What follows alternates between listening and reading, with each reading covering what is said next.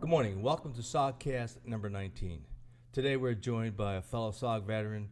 We've been friends for over 52 years, and we've had different stories from SOG, but this one is, like all the others, truly unique in nature and from time on the ground.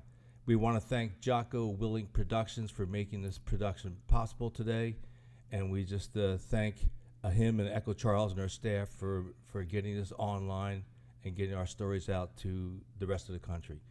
Today we're joined by Doug Godshall. Doug, welcome to the show. Good morning, Tilt. How are you? Good morning. Good.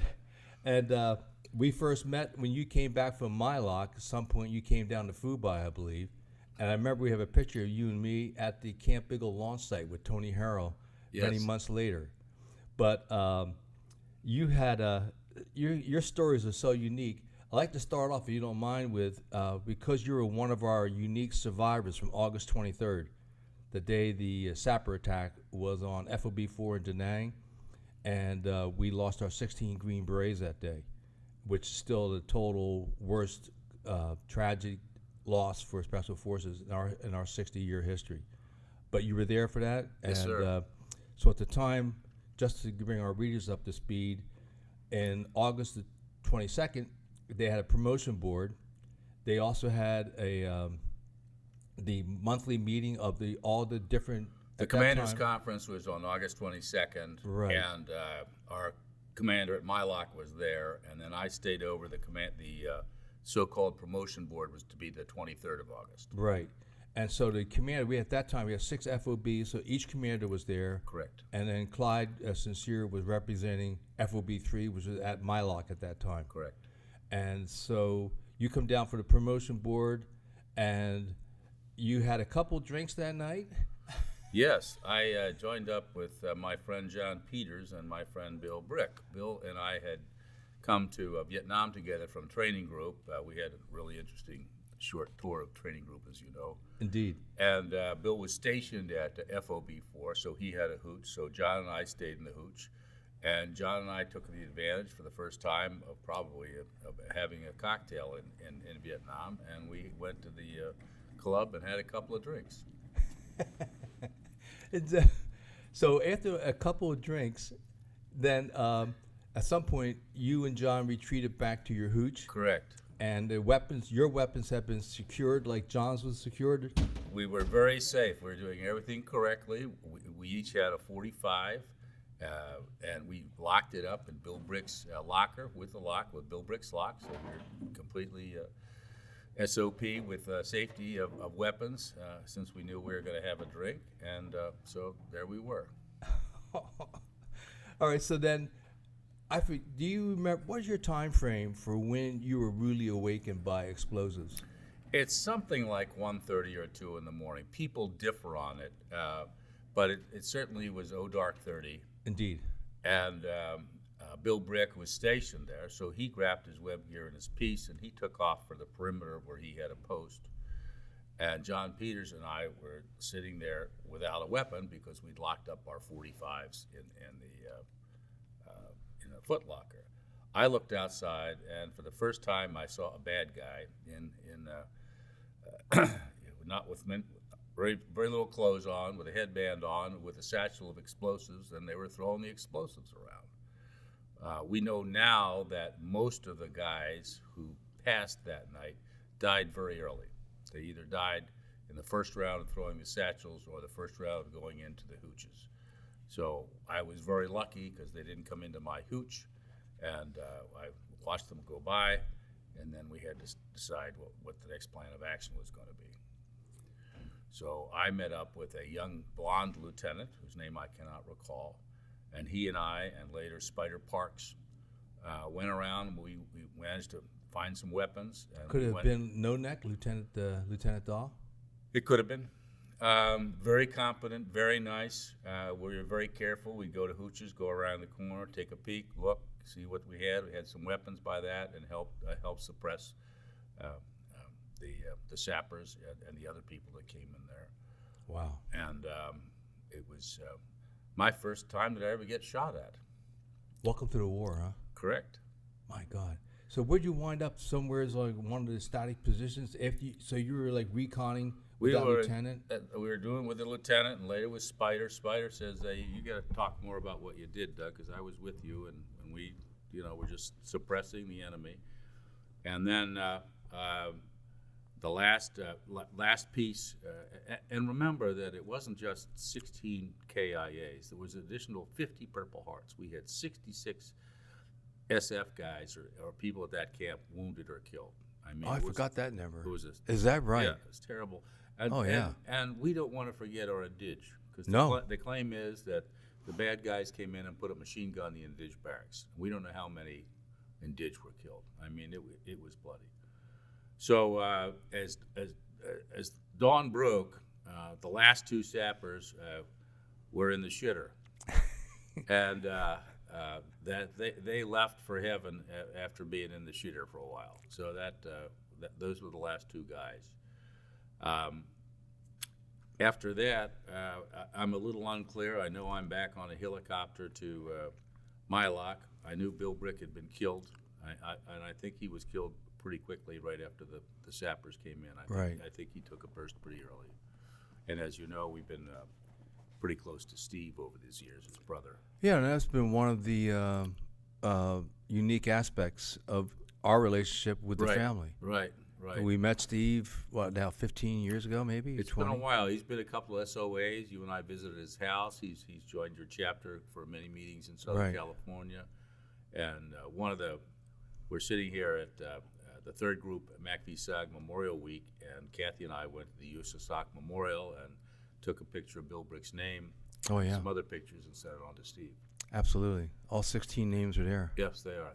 16, then right after that, stand seating. Right.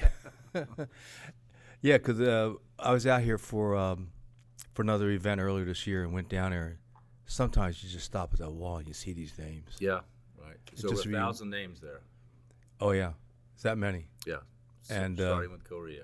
Sure. And then we talk about our guys, and you just start reading the name. We forget, well, you and I don't forget, but I mean, the deadly toll of people that we lost. Yep. During that secret war, which is the 8-year secret war.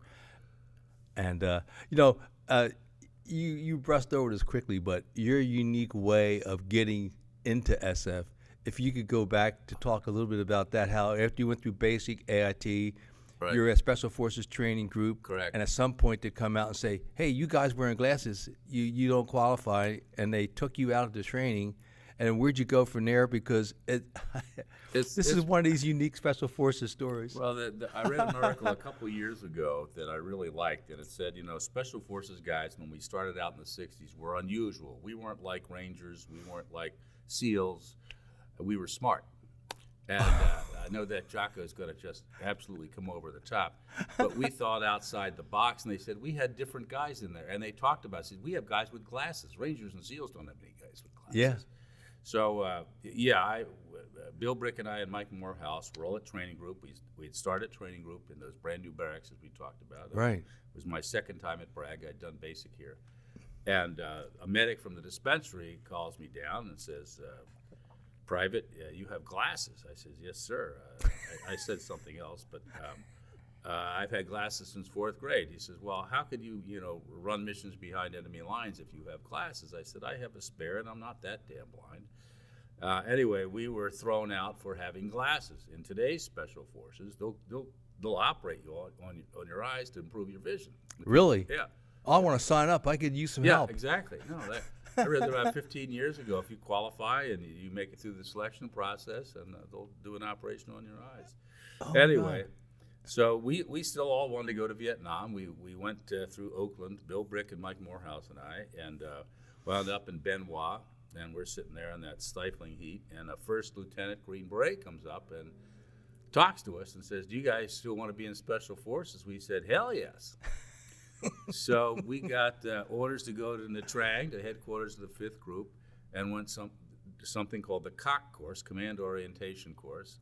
Only the Army could call it the COC course. Indeed. Is that what the title was in 68? Yes, yeah, COC. okay. And it was a 3-week course, and most of the guys went to SOG.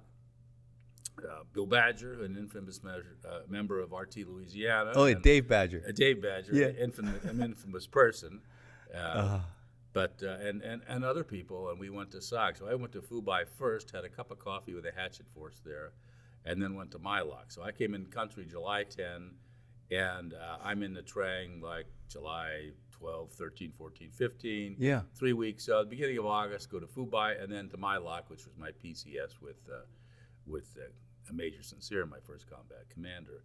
And then it was from there that we went to Da Nang for the infamous stupid promotion board. I remember talking to Roy Barr at SOAR a couple of years ago, the late Roy Barr, the great Roy Barr. Indeed. And I said, you got to tell me, sir, what was the purpose of that promotion board? He said, it was pretty damn stupid.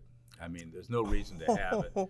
You know, if you were in the upper ranks trying to get promoted to E7 or E8, that's something. But PFC to Spec 4, I mean, that's a rubber stamp, okay? Oh yeah. I never appeared before a promotion Exactly. board. I never appeared before. I never appeared for one my entire time in the Army. Yeah. I was supposed to, but I didn't. So anyway, that was the promotion board story. As you know, we were honored 3 years ago at SOAR to present to the families of those who had fallen. 2368, a very nice program, which we were helped by Bonnie Cooper and Eldon Bargewell and Spider Parks were honorary co-chairmen. And you put aside your modesty for a moment. This was the Special Operations Association, of which you are now duly elected president, sir. Until impeached, yes, sir. Until impeached. Indeed. But, you know, we got to back up a little bit, talk about your FOB3, because earlier in 68, FOB3 was located at Quezon. Correct. As on the western perimeter, I believe, of the historic Quezon battle with the Marine Corps. I believe it was the West Wall, yes. And so they were running missions out there. When Quezon was closed, we still needed that operational base up there. Clyde Sincere went out and opened My Loc, which had no perimeter. And when you got there, what was it like besides muddy? It was just mud. There's one picture of me with a tent with no shirt on, and I'm having a cigarette, and I remember going into whatever the closest ville was and buying a bamboo mat, because that's what I slept on. Really? Yeah, we had a cook who was I don't know what his English was like, but we had a cook, and that's the only staff person I think we had was a cook. Oh my! Why they picked that place, I don't know. Because as you know, right next door, they were building an A team. There was an SF-A team at My Loc that they were building, you know, structures for. We didn't get shit. Okay, there was just nothing there. Why they put it there, I don't know. It was a short chopper ride from Quezon. That's all I can say. It's still close to Route 9 and the DMZ and Laos. So. And the targets across the fence. Yes, exactly. So Indeed. It was a launch site, really. I mean, it really wasn't FOB. It was just a place for helicopters to land. Well, yeah, and they started to do that perimeter, and that was when they had one of those tragedies when they were putting mines out that we lost one of our soldiers there with a bouncing Betty. Yeah, we lost Gary Matson, and you know, there's Jeff Junkins was with him, and that kind of messed him up too for the rest of his life. Absolutely. But, yeah, that was horrible. I wasn't there that day, but you know, I came back and they said be very careful. I think Junkins was trapped in the minefield for a couple of hours. He landed on top of one. Yeah, and then the team members came out and were able to get him off it without being exploded. Right. I just can't imagine. Well, it was a dangerous place. If you wanted to get out to Route 9, it wasn't that far. It was a couple of miles, but you had to take minesweepers out, hand minesweepers, and go ahead of the deuce and a halves to get to Route 9 to wow. get there. It was primitive. Indeed, and Route 9 was one of the major highways that was right. Yes, indeed, Paralleling DMZ. And there was that.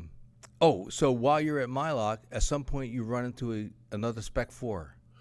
I ran into four interesting people, including you. But I ran into a guy named Eldon Bargewell. He came out a little later than I did. I ran a mission with Recon Team Georgia, Tom Cofield and Stan Seeding the day after I got back from 23 August 68. Really? Right away? Right away, yeah. And we went into... That was your cherry mission. That was my cherry mission. We went to an AO in Laos, which I learned later no one had lasted a day. We lasted 5 days. All we heard was warning shots. And then, you know, I'm the low man on the totem pole. I'm carrying the Pick 25. I'm the 1-2. And we were in our RON position waiting to be extracted on the 5th day. We had IFR weather. The weather was terrible. Well, we got overrun. This is the second time in a week I got overrun. I was No. overrun Godshall. Don't hang out with me. Bad thing happened. An estimated reinforced platoon came up on a hill. We had an Arvin sergeant there. We think we fell asleep. Tom Cofield beat himself up for the rest of his tour of Vietnam, and we suffered some horrendous casualties. Stan Seating was killed. We had the Arvin sergeant was killed. A bunch of us were wounded. And the helicopters, this is another story. SOA is just not recon teams. Right. MACV SOG is just not recon teams. It's helicopters. Absolutely. We're all alive today thanks to them. Right. Well, they navigated to our position in Laos by hitting their skids on the top of the trees. It was 2 slicks, no gunships, no Cobras, no A1Es, no cover whatsoever to come and get us. And we had to. And you're under fire. We're under fire, and I'm dragging Stan, and we're trying to get the rest of the team there, and they came there, and the world famous chase medic Dickie was on the helicopter. That's Dickie Crawford. Dickie Crawford, yes. And I kept telling him take care of Stan. Stan had been shot right away, and he was dead. I knew it, but Dickie kept telling me, "Don't worry about it. There's nothing you can do." Wow. So we flew to Quang Tri because we had some injured brew. Kumba had a hole in his shoulder you could see through. So we went to the Army hospital in Quang Tri, and they wouldn't treat him because he was indigenous. So we convinced the staff that they really ought to treat them. Or die. We locked and loaded and said, we need to take care of this guy. So they did. Oh, my God. Then we came back to came back to My Loc, and I discovered then that I had some shrapnel in my shoulder and arm. And Robert Shippen, medic extraordinaire. Sure. He took some shrapnel out of various pieces of my shoulder and left arm and wrapped me up in a bandage. I looked like, I don't know, he looked like he took all the bandages he had and wrapped me up. It looked like 10 pounds of bandages. And Roy Barr flew in from Fubai because he'd heard about, we had this disaster.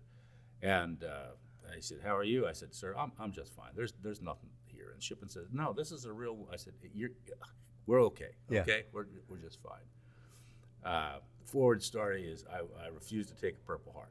Right. And actually, my dad did the same thing in World War II in the Navy. When Is that right? 250 people on his ship killed. He said, "I'm not taking a Purple Heart." Oh, my And God. he died with shrapnel in his chest. So about 6 months later, I'm in Da Nang with Dickie, and there's some very nice people nominated me for a Silver Star. They gave it to Stan Seating, which is the right thing to do for his family. We lost him. And I'm in Da Nang with Dickie walking up the main drag, and he said, "You didn't take a Purple Heart." I said, "Sir, Stan was killed. When the Arvin guy was killed, Kumba had a hole through me. I just had some shrapnel." And he said, "One of these days," and I can't tell you the whole story, but one of these days, you're so ugly, but you might find some woman who likes you. You might figure out how to make children, and your children should know that you were wounded. So my Purple Heart says Sergeant Godshall because it was given 6 months later. Right, but that's how you've been promoted, without a promotion board. Right, and with glasses. And I had those ugly gray glasses. They were a stone. You and Tony had those ugly glasses. And Eldon Bargewell said those were the biggest prophylactics the Army could have. No one was going to want to date anyone with those stupid glasses. And then fast forward many, many years. Yeah. Eldon Bargewell found me because we both were on the same Purple Heart orders. He got his first Purple Heart on the same orders I got my only Purple Heart.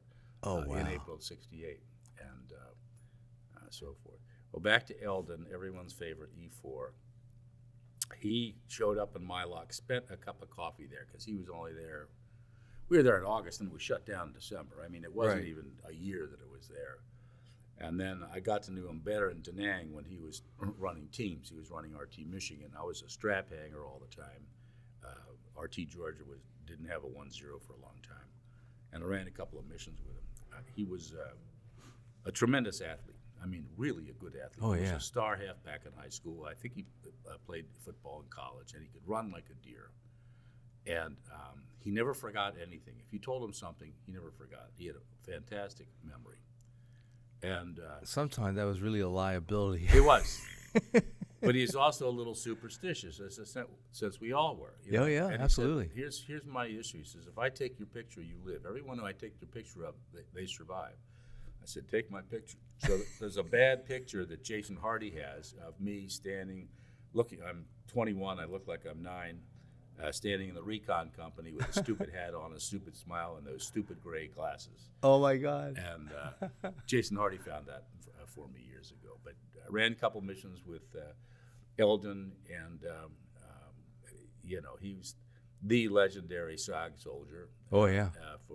For most of us. And when he finally called me up in late August, when SOAR was still in September, and he said, "Is this Doug Godshall?" And I'm thinking, what's this guy trying to sell me? Was this Doug Godshall in Special Forces Vietnam? I said, "Yes, sir." He said, "This is Eldon." I said, "Eldon, how are you?" He says, "You got to come out to SOA." I said, "What's SOA?"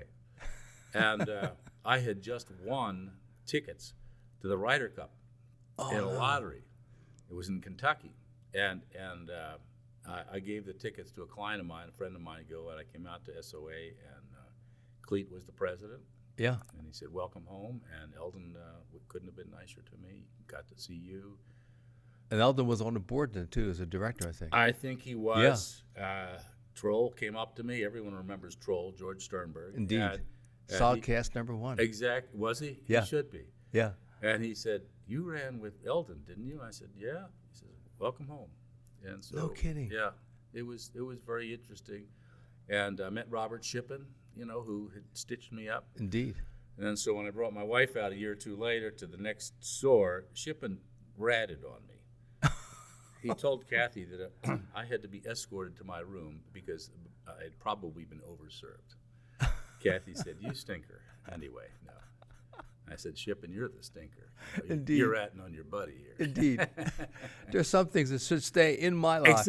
Exactly. Stay away from me. But he's a good guy. So when you ran a couple of those targets with Eldon, he was the 1-0 at that point? Correct. Yeah. Okay. So you learned from the master. Yeah. And Tom Cofield was a good 1-0. Tom Cofield was great a guy. good 1-0. There was a guy named Andy, whose name I can't remember. We went to a mission in the DMZ with Andy. He was a good guy. As I said, I was a strap hanger. After we lost Steeding, we had an incomplete team.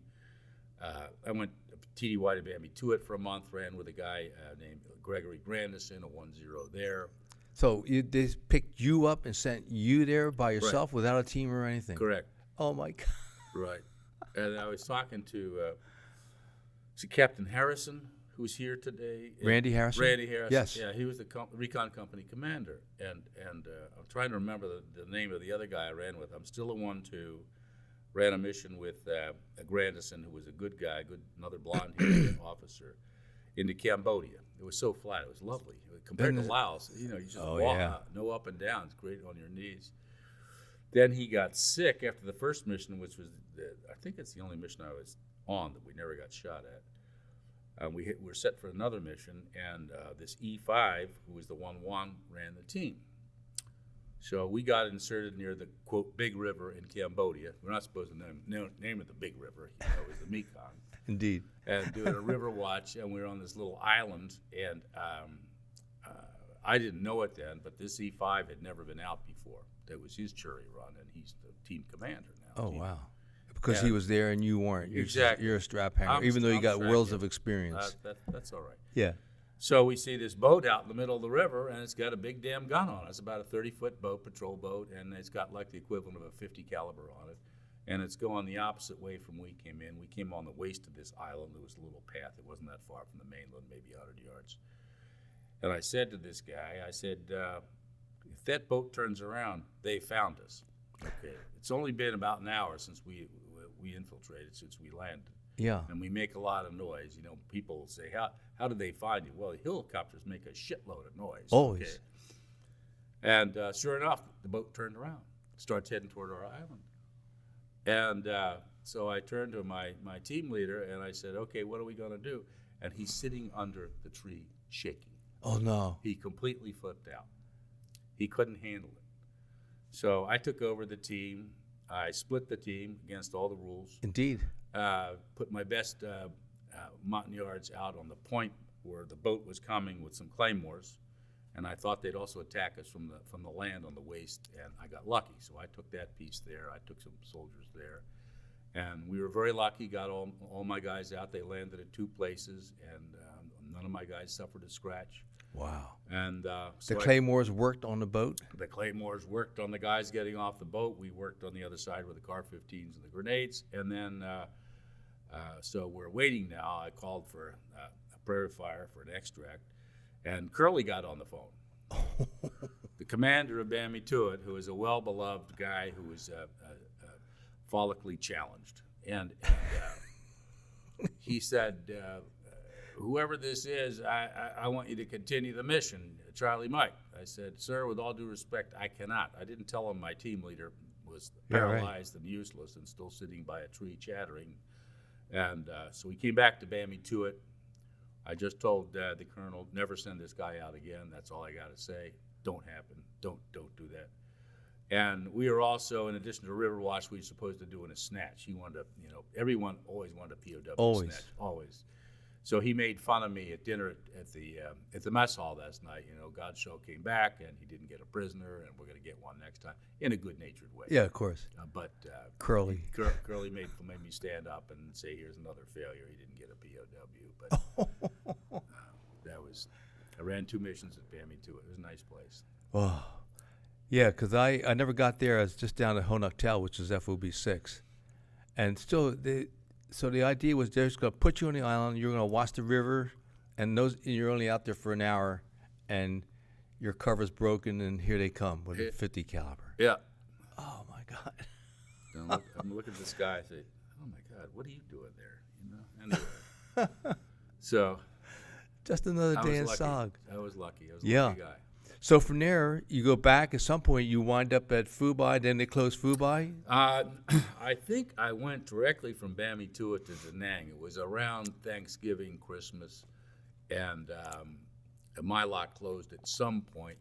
I wasn't there when the infamous mission with the crummy ammunition went into Laos. November 30th. November 30th. Yeah. I was not there then, so right. I know I had Thanksgiving. Well, that's one of those little moments in time. We were talking about that at the last reunion. Right. You're down at FOB 5, at FOB 6, and we all came home after that King Bee crash got shot down. Right. With 7 SF on it, and then they were later able to recover them, and they were also I think is that the one where they also buried the King Bee crew with the Americans? I'm not sure about that. I know that when we were burying the successor to RT Michigan in Arlington 10 years ago, or whatever it was, Billy Brown and Gunther Wald and Shue, that Eldon took us on a tour of Arlington, and there's a memorial to those guys. In Arlington, the memorial to those guys on the Divide who died on November 30th, 1968, when they were shot down, or shot up, whatever. Yeah. But there was one, I think, Air Force guy whose family never believed that, their son was killed because they couldn't get his remains or remain satisfactory. He's very sad. But there is a memorial to him. Right. And just for our listeners, on November 30th, we had an H-34 South Vietnamese Air Force King Bee that was flying towards Laos, or maybe actually over Laos at the time, had gone across a fence. And the mission was an eldest son, which was to insert ammunition that was rigged to explode when the enemy used it. And so it was a volunteer mission, and with 7 SF men on it, and that might be Rob Graham. And then en route they get shot down, and we had the muskets were flying escort, and Berg Garlow was one of the witnesses that saw it get hit and go down. Yeah. And they came back, and in our case, we were literally in the field, and they pulled us out and said, "You got to get back to FOB 1," and that was why. And so I'm assuming you went right back too because of the same reason. I don't know what rate, but I'm pretty sure I went from Bammy Tuit directly to Da Nang and spent the rest of the 69 until I went home in Da Nang. So when you land at Da Nang, you're a strap hanger. I'm still with RT Georgia. I had a bunch. Oh, you're back on Georgia. Okay. They were always trying to find a 1-0 for Georgia, and they had a couple of candidates that didn't work out, and but I would do strap hanging in between. I wanted to be active. There was always a couple of guys who were giving me a hard time because I didn't graduate from training group, and so While you're there? Oh yeah, So I always said I'm going to try to run as many missions as I can and just prove that I'm doing the job. Indeed. Period. So I did a lot of strap hanging. The last recon mission I ran was the infamous Dewey Canyon, which you know all about. But tell our listeners a little bit about that, because that was a hellacious sideshow. Well, from a command point of view, it was a total clusterfuck. Indeed. But, we were a battalion-sized operation, which SF never did, let alone MACV SOG, on the west side of the Ashau in Laos. Yeah. And as you know, the Ashai Valley was probably the most dangerous area in South Vietnam. We had an A-team that the base had been wiped out years ago. We had three A-teams wiped out. Yes, sir. Horrible. So, and the Marines were on the east side. They were on the VN sort of the border, and we were sort of a blocking force and sort of try to push the bad guys towards the Marines where they can wipe them out. So there was Lieutenant Armstrong had one of the companies. He had a brew company. I forget who had the other company of Indige. I'm pretty sure Dan Thompson was on that mission too, but I could be wrong. But I know Mike Armstrong was. But right. I was running point for the. You're running point? I was running point, and we're on the top of a ridge. And if you're in a two-company operation, you're always going to be on a fast trail. I mean, you can't go through the woods like you could on a 10-man, 9-man recon team. So I found at the top of the ridge a little cache of enemy supplies, maybe twice or three times the size of this desk. There was some rice, there was some combs, there was some uniforms. And the infamous Major Moore was the commander. No. And so we stopped and we called him up, and he said, "Well, I want you to destroy this cache, Sergeant Godshall." I said, "Sir, that wouldn't be my choice. We make too much noise as it is. I'm used to being on recon teams. We don't talk for 5 days. We just talk about break and hand signals and all that. And he wants us to destroy this cache, which is going to make too much noise." And so there'll be smoke so anybody can sight in for artillery. Why don't you just tell them where the hell we are? Yeah. Excuse me, sir. But anyway, I didn't say that. I'm sure I didn't. I wasn't that brave. Yeah. But anyway, it was my turn to be relieved from the point, and we know what happened after noon. The team that took over the point was another guy. I'm from Pennsylvania. He was from Pennsylvania, from Montgomery County, and took over the point, and about 150 yards walked into an L-shaped ambush and got wiped out. Whoa. And so instead of doing anything, we sat there. There was a Nung company. In addition to the brew company, there was a Chinese Nung company. We sat there for a few days, just sat there, and that enabled the bad guys to zero in their mortars. So at 7 a.m., at 7 a.m., here's the incoming. We dug in. They were very good. I mean, they hit within a foot of my of the hole I had dug once, and all the dirt spread out. No one got hurt. But after a few days, the engineer types got some C4 and blew some of the trees down to make an LZ so that we could get out of there. Somehow they'd made a determination we weren't going to go forward. I don't know why. I would have rather gone forward, kept moving, and just keep moving, watch out. We had a large enough force that we could handle ourselves. So late one afternoon, the first helicopters come in, and later on I got the story because I'm still maybe I'm a sergeant then, I don't know, respect for, but the first one who left the LZ was Major Moore. He was the commander. He got on the first chopper. They had a temporary LZ in Vietnam set up, and there was an 06 waiting there.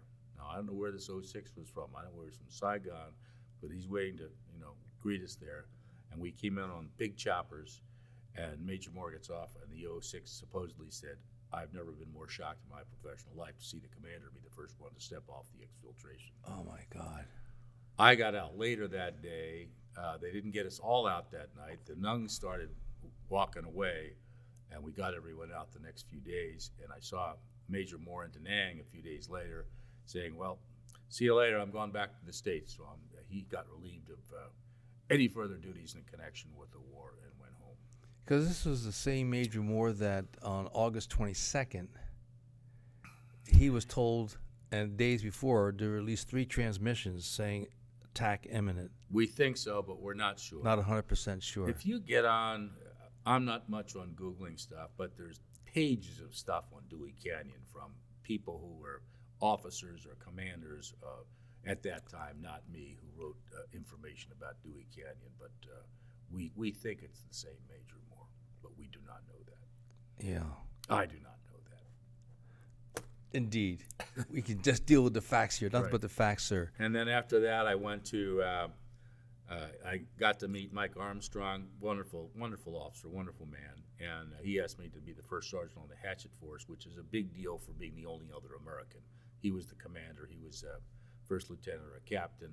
I was a sergeant and ran some hatch. I remember talking to the senior NCOs, and they said, Doug, you're still going to go out with missions. I said, that's fine. I just want to go out with a guy I know who's a good leader. We did. Somebody you trust. Somebody I trust. The 1-0s that came through Georgia did not work out. But one of them, this is one of my wife's favorite stories, was a young lieutenant, Cherry. And his father was a lifer, and this guy was gung-ho. So he's going to be the 1-0 for Georgia. We go down to Saigon, and we get briefed by a 2-star Air Force guy. Where are we going? Well, we're going to go to the northwest quadrant of the Mujia Pass, the main pass from North Vietnam to Laos and the Ho Chi Minh Trail. And they had some pretty good high-resolution pictures. You could see 55-gallon drums on the ground. Well, what's in the southeast corner? Well, there's a battalion of troops. What's in the northeast corner? Well, there's a battalion of troops. Well, what's in the southwest corner? There's some troops there too. What about the northwest corner? Well, we don't know. That's why you're sending us. Why we're sending you there, Sergeant Lieutenant. And I said, well, have we had any teams go in there? Well, not any teams with Americans. We've had Indig go in with those radios that say punch for tank, punch for troops, and so forth. Yeah. What'd they find? Well, they didn't come out. I said, with all due respect, sir, I know who's in there. It's my buddies from the 5th NVA Panzer Division. That's who's in there. That place is full of bad guys, okay? So How'd you know that? all of the indigenous teams and don't come out. Then, so we came back to Da Nang, and we're running a training mission with my new 1-0, and I talked to the brew. They weren't going out with him. They weren't going to go out with a Cherry 1-0. Right. So we had a little training mission. Helicopter tipped a little bit, and he got pushed a little bit out of the helicopter, not from very high, but just from about 10 feet, just enough to break a leg or an ankle. And we did not go out with him. Oh my! These unfortunate accidents. Unfortunate accident. Yes, it was very unfortunate. I hope his orthopedic injuries went well. Indeed. Well, so you're juggling Hatchet Force duty, and at that point, do you finally become the 1-0 for Georgia? I was because your little the people 1-1 knew you for months, you know, and I was very happy doing that. Yeah. I did not want to be a 1-0. I turned down Recondo School. I just wanted to run missions and be a contributor to Just like the Doug Eternals, same. just go. Yeah. That's it.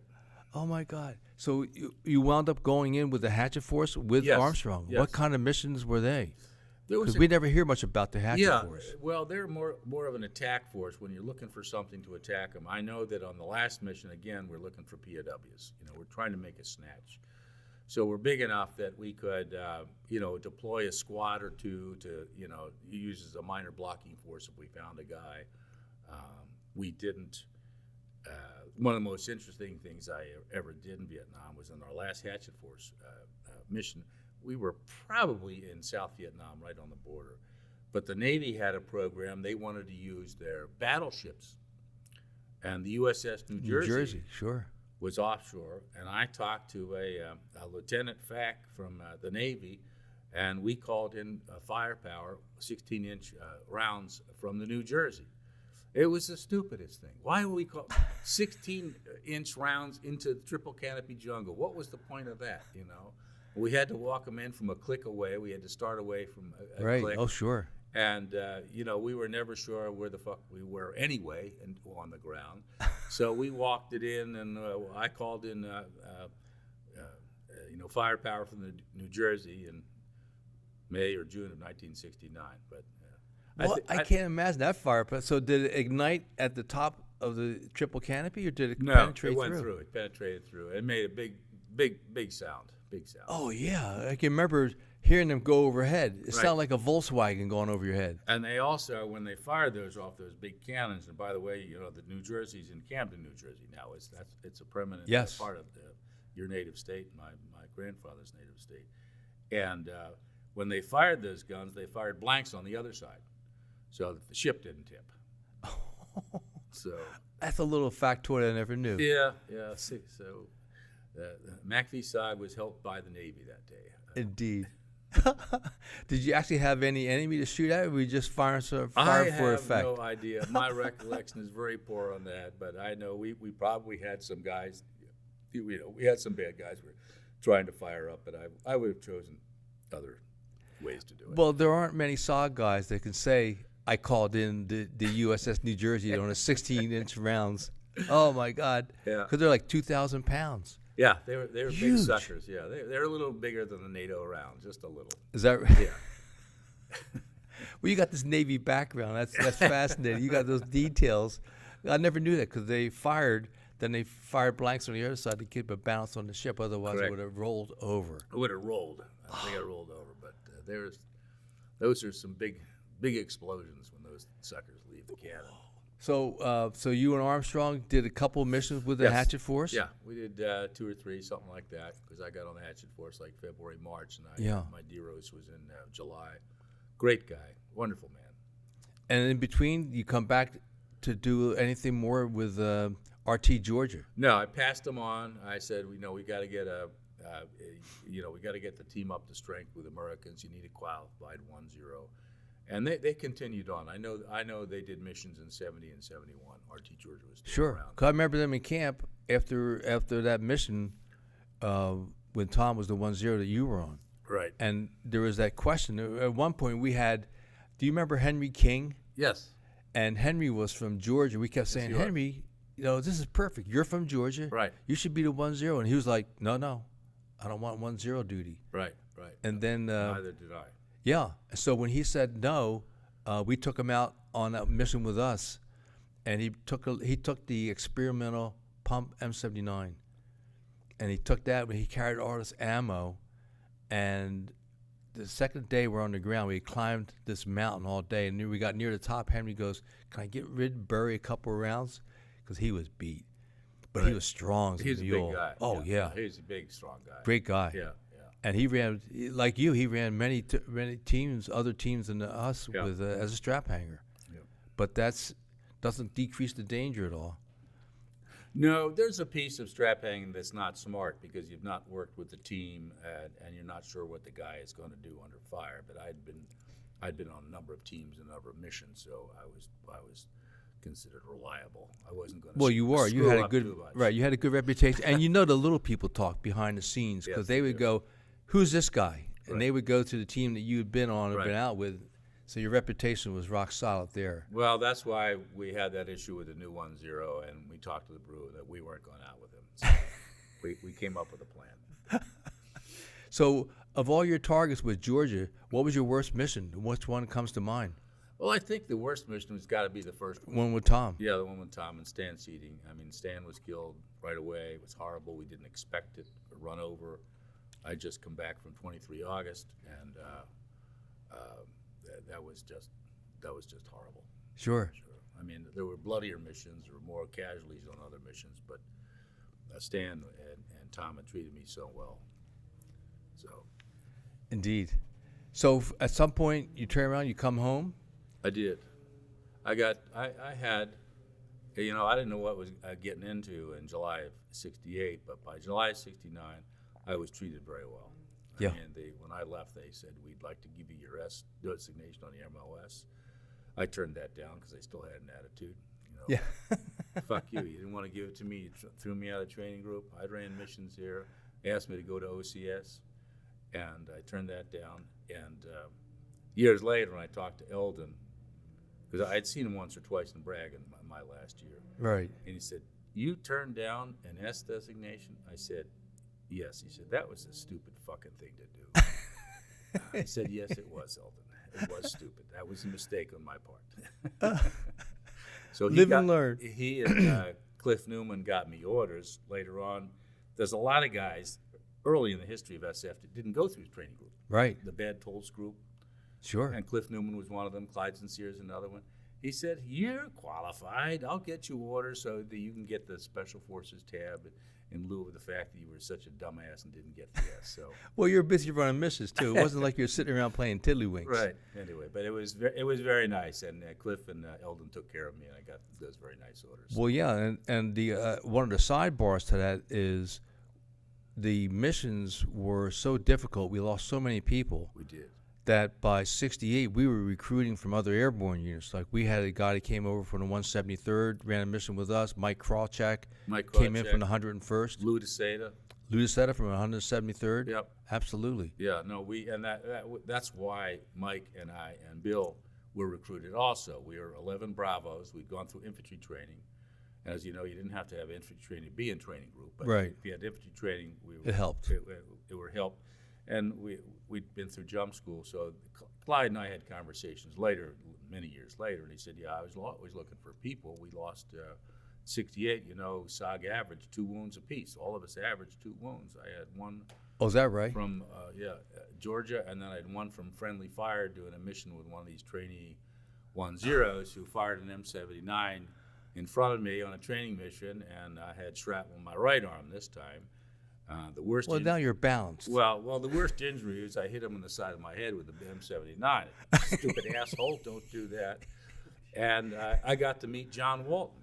Is that right? John Walton took the Your shrapnel shrapnel out of out. my right leg, on my right arm. Yeah. John Walton, the legendary medic, Silver Star, Indeed. handsomest guy in Da Nang, and he died with a couple of pennies in his pocket. Sam Walton's. Indeed, he did. What a great guy. Absolutely. One of our best all-time medics. Yep. And brought back Tom Cunningham after his leg was blown off in August 3rd in Godshall. Yep. Oh, my God. Yeah, so because we had Bob Shipman also helped later with the Frenchman get his Purple Heart. Yep. Because his first mission, he had shrapnel, and it took us 40 years plus to get the but Bob Shipman and Colonel Barr. And Colonel Barr, yeah. They both stepped up to the plate, Right. and we got Doug his Purple Heart. So it's like these medics of fame. Right. Indeed. So so you go back to Bragg, you begin to wrap things up there. How long were you there at Bragg? You go into 7th group then or 3rd? No, I told you, I turned down my S, and one of the reasons I did is I wanted to go to Fort Lewis to become a drill sergeant. Okay. They had openings there, and I thought I could help some of these 19-year-old idiots going into the 1st Air Cav survive for a month. So I got back to Bragg, and they said, no, you're going to the division because you're still P qualified. So I spent an unhappy year in the division, hiding from all my SF friends. I should have written back to Da Nang and said, give me my S, but I would have gone to one of the groups. Working for First Sergeant as a personnel NCO, filling out morning reports and Right. waiting to get out, and got out in August 70 and went back to Philly. Back to Philadelphia. Yep. So where'd you go from there? I started school back the next day. I had screwed up college the first time. I see another parallel. I flunked out. Did you flunk out or I did did you just not quit? flunk out. I quit. I was kicked out. Absolutely, yeah. So when we were doing burying RT Michigan in Arlington, and we're burying Boyer. Boyer. And his sister said, my brother started college and it didn't work, and he joined Special Forces. And I said to her, there's lots of us like that. Absolutely. I bet everyone, 90% had been to college and decided it wasn't working for whatever. John Walton was reason. one of us. Yes, right. Went to school, he got bored. Unlike me flunking out and you got bored of it and said, I'm going to go to war now. Yeah. And you signed up. Yeah. Did you read the book? Oh, yeah. Ah, see? My mother gave me Robin Moore's book, The Green Beret, on Yeah. Christmas of 1964, my senior year in high school, and that's what got me. I mean, Oh, me too. I wanted to do that. Yeah. Yeah, because in the summer of '66, I'm working in Yosemite. Dad goes, hey, you did it, you're out. The board's going to come draft you. And it was literally within days. I saw the book, and I was a trash man, a garbage man. And during the break, I read the book. It's like, that's it. If I'm going to Nam, I want to go with these guys. Exactly. Because, I had that story about the guy who was killed in Vietnam, SF guy. He says, if I get killed, name a latrine after me. And when we went to Nha Trang, I found the latrine and used his latrine because I read about it in the book. Right. Yeah. Little known story that probably deserves to remain little known. Indeed, yeah. And so, okay, you go back. Where'd you go to college? I went back to Temple University in Philadelphia, and Great school.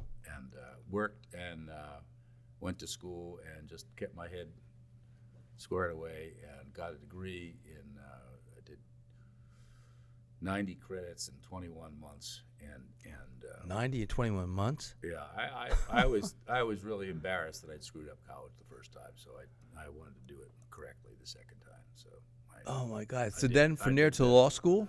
I took a year off, drove a truck, went to Europe for a little bit, and then went to law school and met the lovely Kathy. Indeed. Yes. And to law school where? Case Western Reserve University in Cleveland. Oh, no kidding. Yeah. So I've been TDY in Ohio since 1978. One of these days I got a PCS to Eastern Pennsylvania. Oh, things to work on, right? Projects. That's right. And then, of course, we've talked a little bit about the Special Operations Association. Eldon recruited you in there. He did. And during these last few years, other than the COVID year that we were all MIA because of COVID in 2020, but prior to that, you were on the board of directors. You put me on. It's your fault. No comment. But you're there. You helped us with a couple of major events, which are, others that are familiar with the SOA said is truly unique. We had the 2018 reunion, which you were part of, and of course we had Bonnie Cooper working with us and a few others, Mike Taylor. St. Bonnie the Good. Indeed, and so we had that 50th anniversary to remember and pay homage to the 16 men we lost on August 23rd. Yes. Some families came out, and that was, for all of us, that was just a big day. We had, in the 300 people in the breakfast, we had 5 Medal of Honor winners. 5? 5. I'd forgotten that. And they never, stood up and said, hey, I'm an MOH guy or anything like that. Those guys didn't roll like that. And, right. The families were overwhelmed. We also did a ceremony at the Wall in D.C. on the exact 50th day, on 23 August 2018. Dan Thompson and I put together a ceremony and had most of the families there. Steve Brick was there with his family. And it's just so sad, the survivor's guilt just grabs you with those things. Oh, yeah. Why am I standing here? Why wasn't I wiped out on the first hours like Bill Brick was? So it was a very. I'm glad we did it. The families really enjoyed it. We went and let them know they are never forgotten. They never will be. Yeah, because every time they have that at our reunion, we have that reading for the POW MIA table. It's like, wow. Absolutely. I think Phil Devon, our current treasurer, he's a numbers guy, he did the math. When you talk about the missing soldiers from MACV SOG, it's something like 15% of our number are still missing. We are missing something like, between the recon teams and the flight crews, about 150. The total missing from the Vietnam War is 1,500. 1,584 10% of that, as of and we today. had maybe 300 guys running recon teams at any one point. Right. Maybe. Yeah. And because the numbers break down, it's like 20,000 SF during the entire war, 2,000 were in SOG, and out of the 2,000, depending on which author you talk to, yes. 500 to 700, 800 ran missions across Maybe. the fence. Maybe. Yeah. I know each author, like Plaster has one number, I've got one, but mine always bounce around from talking to others and talking to our friends at DPAA. Right. I was talking to Dave Maurer the other 19. Yeah, and Dave, just for the record, is one of those unique gentlemen who, like Cleet Sinyard, was in the Battle of the Ai Drang Valley first with 1st Cav before he came to Special Forces. He had 900 days in Vietnam. 900? 900. And he was an outstanding 1-0 with RT Louisiana. Sure. That idiot Badger. And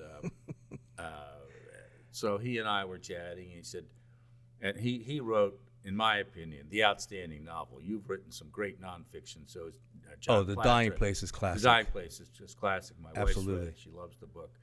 And so he said, you ran some missions with Eldon. How many missions did you do? I said, I didn't do that many. I said, maybe 10, maybe 15, something like that. And he starts laughing. He said, the average guy did 2 to 3. And he says, by the way, you're the only guy I know who's not a sergeant major or 100% disabled. Everyone else was a sergeant major. I said, I was never a sergeant major. So, right. Okay, let's throw that one out. I was a shrapnel connector, like Tilt. Right. Yeah. The Dave's such a good guy. He, as you know, gave the eulogy at Eldon's funeral. Oh, yeah. And did a wonderful job, even though he could barely hold it together. Sure.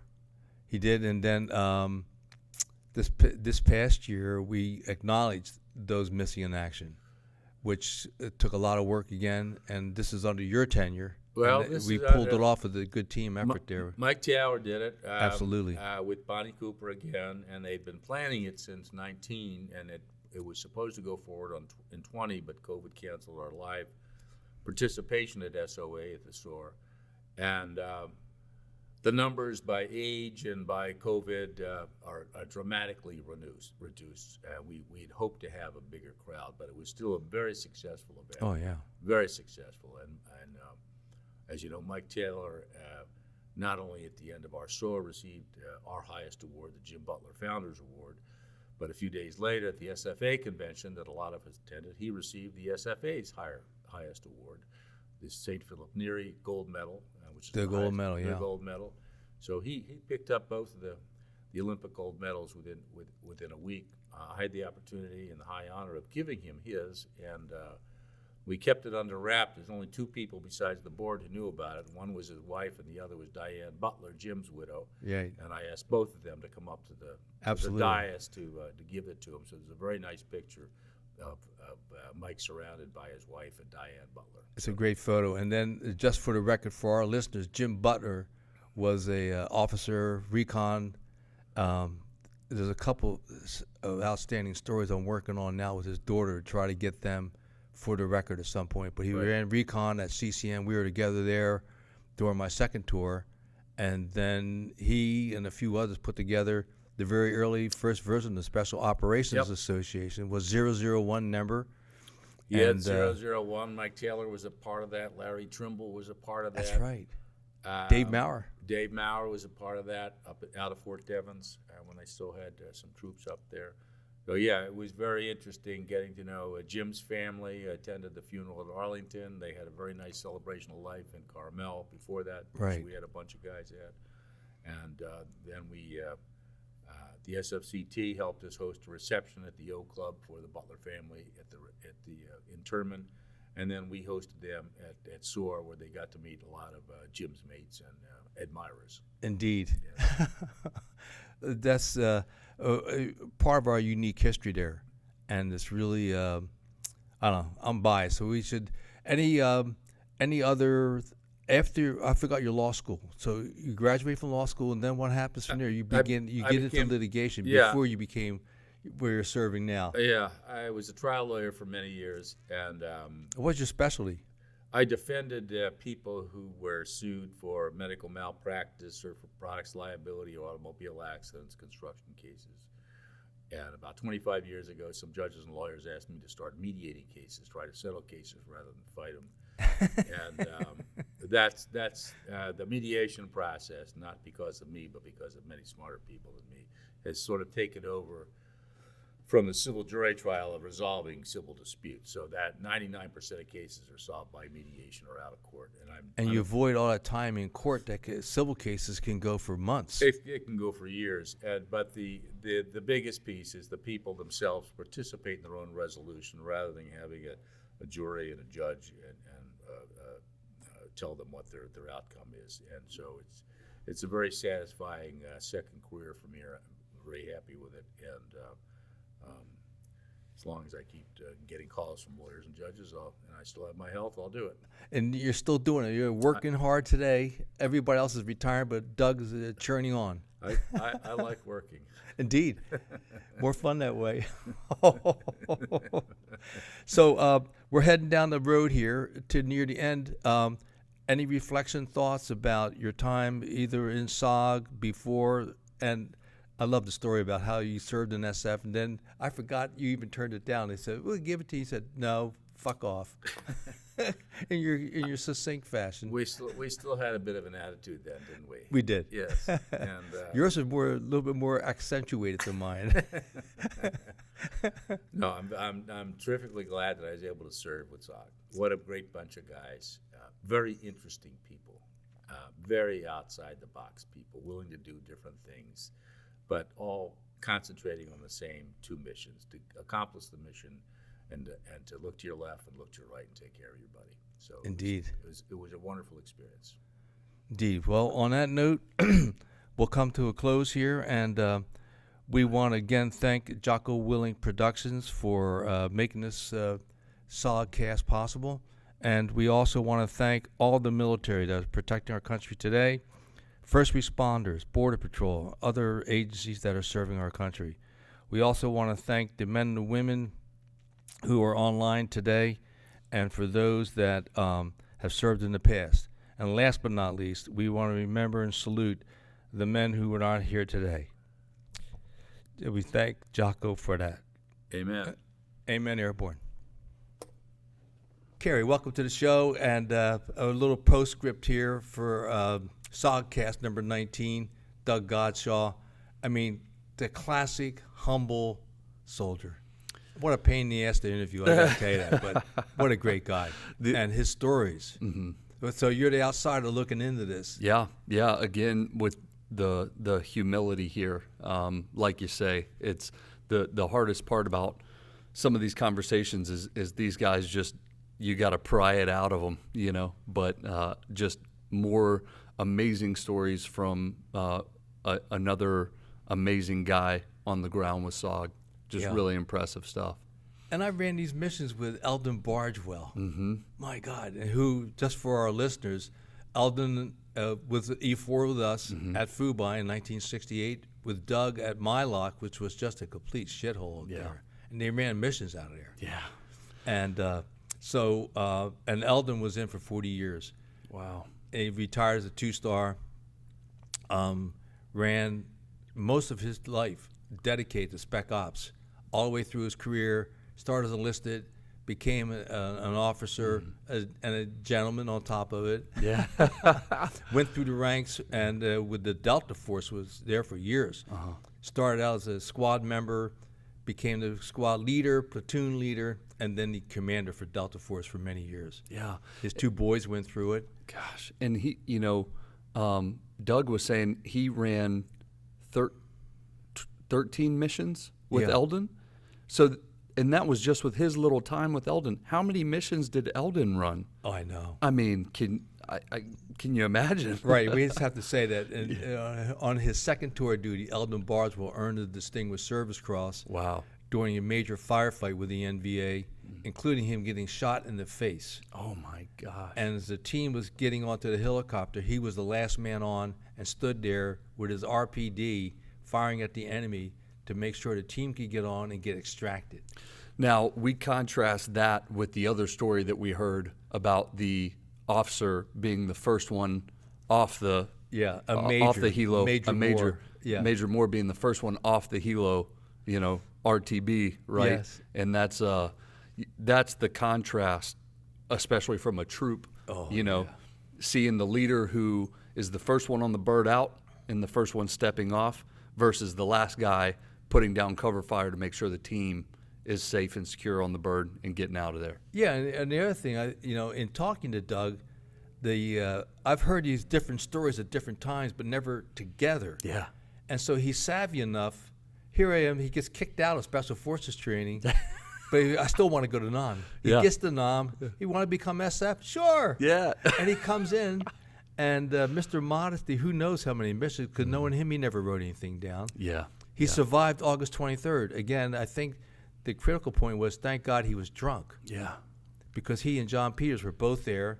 They both exited and went their separate ways. Mm-hmm. Had they gone out like Bill Brick, because they had machine gunners set up, that just as people came out, like unfortunately Brick and 15 others, they were just gunned down or killed in their beds with the satchel charges. Oh, God, that's such a tragic day and event in SOG history, and every time we hear about it from one of these gentlemen, it just I can't imagine. I can't imagine that kind of having the one place that's semi-secure, that you can actually have a drink and hang out and hang with your buddies, and that being that place, that haven being violated and overrun. It's gut wrenching a little bit, but But yeah, Doug,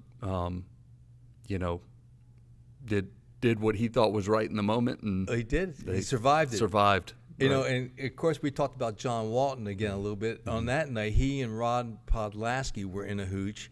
I don't know if they've been drinking or not, but they hear the explosions and they go, "We got to get out of here." Yeah. And so they're debating, trying to put their shoes on. Yeah. And they couldn't get out the door, and fortunately they didn't. While they're doing a debate, an NVA tried to open up the door, but the door had an extra strong spring on it.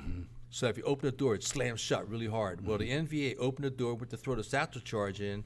The door closed, the satchel charge landed and blew away the steps. Gosh. So when John had his shoes away for Podlasky to get his act together. So Polish Pride and him go running out the door. There's no steps. They both fell down as the machine gunner opened up. Oh my God. And the machine gunner was shooting where he anticipated they would be coming down the steps, but instead they fell. And they fell beneath the fire from the machine gun, from the enemy fire. Because of that satchel charge blowing away the steps. Wow. Yeah, that's John Walton. There was and Rod Podlasky. Incredible. There was one thing I thought I caught when Doug was talking about that night, and I wanted to run it past you and make sure I got it correct. He said that the NVA had planted machine guns in the Indige living quarters. Did I hear that correctly? That's what he said. As almost a psyops type of attack to maybe try to make the Americans suspicious of the Indige. Does that sound right? I think it was there to kill the Indige. I see. Yeah. Got it. And whether it got into the hooch or not, we know, as he said, I forgot the number of Indige that we had lost that night or were wounded. I don't even know if he could recall either. Yeah. I'm not sure if that was recorded in any way, but just a massive loss and a tragic event in SOG history. Yeah, and had not Larry Trimble been up on the mountain, there would have been much higher casualties. He was taking out those mortar positions, right? Yes. Yeah. And just the night, I was just glad I was at Fubai. That was a good one to miss. Yeah, gosh. I can't imagine. So getting back to Doug, and Eldon recalled him and said, "Come on, go to the reunion." He showed up and I said, "Hey, we need somebody for the board of directors," and he was on the board for at least 2 tours of duty, and then he just ran for president, and he's president for the next 3 years. Fantastic. And they pulled off these events with the help of Mike Taylor and the board of directors, just to keep that going. Yeah. So it's amazing service to our guys. And thank goodness for that reunion and that organization, bringing you gentlemen together and giving us the opportunity to hang with these guys. Indeed. Incredible. Well, on that note, we'll close for tonight. And again, as always, we thank Jocko Willing Productions for making all this happen. Thank him for sending you down here for these last recordings. Yes, sir. And we look forward to doing SOGCast number 20 sometime in the near future. In the meantime, as always, we thank all of our service members, the first responders, the Border Patrol that help our country, and of course the men and women who could not be here today. And we sign off on that final salute to all of our MIAs, of which there are 1,584 today in Southeast Asia from the Vietnam War, and of which we have 50 Green Berets from the Sikh War. So we'll end on that final salute. Airborne. All the way.